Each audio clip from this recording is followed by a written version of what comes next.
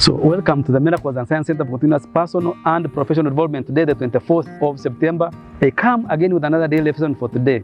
So this daily lesson tells us that light, or the candle that burns twice as bright, actually burns half as long. What this one tells us is that if you actually need to be very bright in life, by bright, it means that you need maybe, for example, to exhibit very high skills, to exhibit very working hard, to exhibit extra talents. It means that actually you must be able to actually work much harder. So what this daily lesson tells us is that in most cases, we tend to work very hard at the expense of our health. It tells us that the more we work hard, the more we put extra hours, the more we go to extra miles, there is something that is actually being affected on our lives. That's what this daily lesson tells us. You find that there are some people who work day and night. You find that they put a lot of extra work, but usually they do it at the expense of their health. It is important always to remember that when you work hard, it doesn't mean that you must put a risk on your health for you to excel. What is very important is that we know work is also biblically important. You should be able to work. Actually, in the New Testament, we are told in the second letter of Paul to the Corinthians that he who will not work, let him not eat. So we find that work is very important.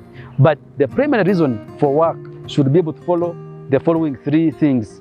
Number one, it is important to be able to know that you work primarily for survival. This sometimes is not easily understood by people.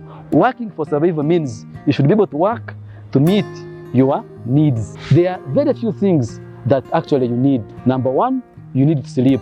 When you work, it is important to remember that you have worked to be able to provide yourself good sleep. Secondly, it is important to remember that when you work, you should be able to provide yourself exercise. Number three, when you work, it is important to remember that you should provide yourself food.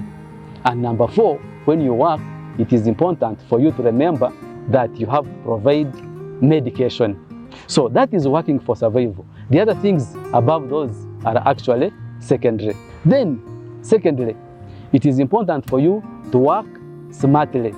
By working smartly, it means that you'll work without having to use physical effort.